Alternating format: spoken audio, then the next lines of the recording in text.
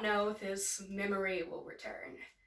The brain, it isn't an exact science, but maybe if he's run from weird places, familiar things, so I'm gonna take him around since I'm his wife. Yeah, I think I'm just gonna write a little.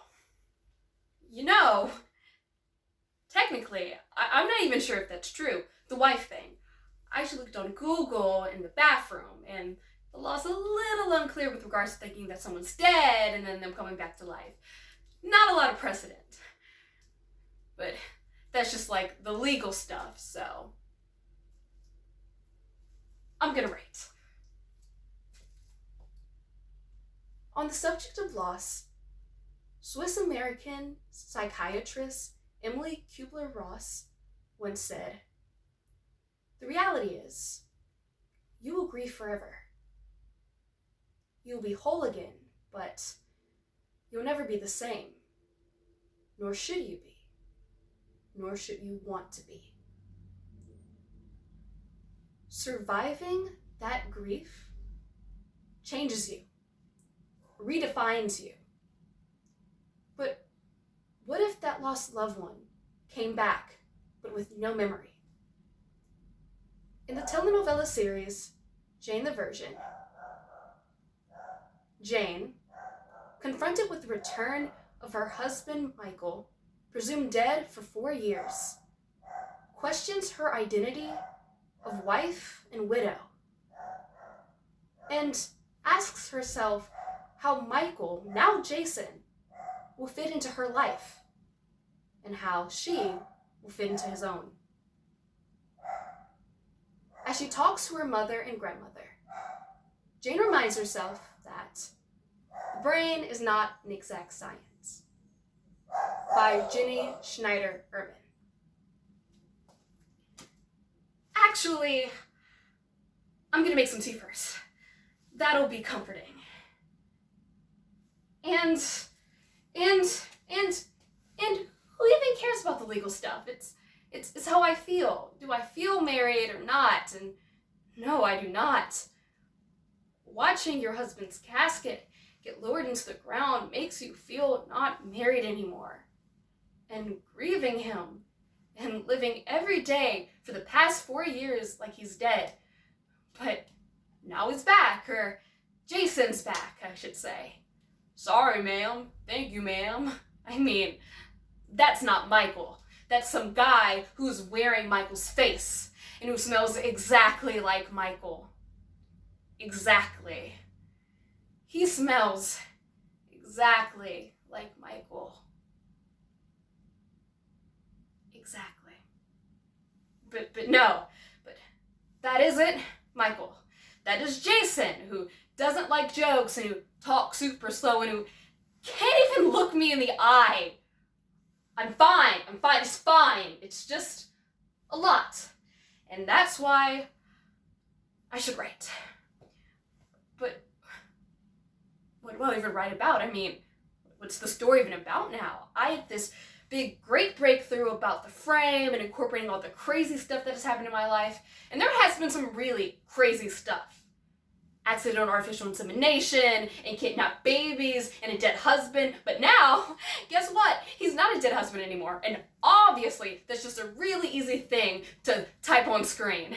And then my husband died. Delete, delete, delete. Done. Delete, delete, delete. Not a widow. Delete, not a widow. Delete, not a widow. Delete. And it's fine. I'm fine. The brain, it isn't an exact science, right? It's just that you tell these stories about yourself, and it's who you are, it's your identity, and I'm a widow. I mean, that's not all that I am. I'm a mother and a daughter and a published freaking author.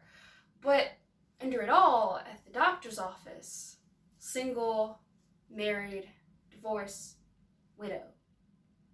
I circle widow. But now I could circle S for single or M for married. I was supposed to be getting engaged last night to Raphael. Poor Raphael. Oh, he just had to bring Michael, Jason, back, knowing what it meant. And he starts his new job tomorrow for me, so that I can stay home and write, and we can live in a good school district. What do I do about Mateo? Do I tell him? What would I even say? Heads up, Michael's back, but now he goes by Jason and he calls me ma'am. Ma'am. Why does he call me ma'am? Do I look like a freaking ma'am to you? I'm 29 years old. Well, if I do, it's his fault, because I aged when he died because life was really hard and I was really sad and I had to go to support groups, and I don't know why I'm yelling because it's not his fault and he didn't do anything wrong. The point is, no, I can't tell him. I can't tell Mateo. He won't handle it as well as I am.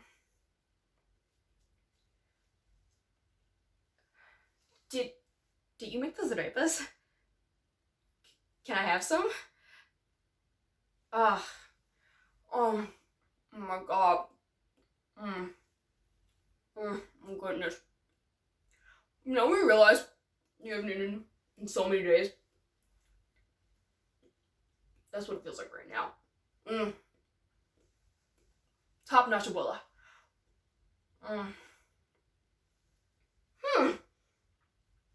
Okay. Maybe tomorrow I'll get some Cubanos to help jog his memory. Hey, remember me? No, I gotta walk Bo. The point is that Bo is very important to Michael Jason. Okay, so, I'm sorry, Faith and Whiskers. I know. Do you remember that person that once loved you so much because he was a cat person? Well, guess what? You're out, because now he likes dogs. Who's there? Well, maybe your dead husband's coming back from the dead too. Oh my god, it's the movers. Oh shoot, okay. I'm so sorry, I forgot to call. We're actually not moving today because my husband just came back from the dead. Ma'am? Seriously, with the ma'am. I'm not a ma'am. Jane, hi, I'm Jane. Mom! Can you deal with the movers, please? They shouldn't say things like ma'am because it can make me feel really bad. I'm fine, Abuela, I'm fine. Or maybe I'm not. I don't know, Abuela. I don't. You know, I should get into some comfy clothes so that I can write. Finally. Inhala. Exhala. Anyway, thank you for listening. I feel much better now. I didn't know how much I needed to walk it out, and I just need to change my pants so that I can finally breathe. And a big part of the problem were these pants. And also, I need to get out how crazy it is to see someone who looks exactly like the person you got married to, except remembers nothing, and is a totally different person with a dog named Bo. You know what? I think I should prep tomorrow before I write, you know, find ways to help jog his memory. I could always ask some of my friends whose husbands came back from the dead, or I could join a My Husband Came Back from the Dead support group. Although, I also need a subgroup for the whole amnesia thing. I need the amnesiac group for husbands who came back from the dead. Why isn't this tea done boiling? Oh. Forgot to turn it on. Brain, it isn't an exact science. The point is, am I doing okay? Yeah. Considering everything, I'm doing great.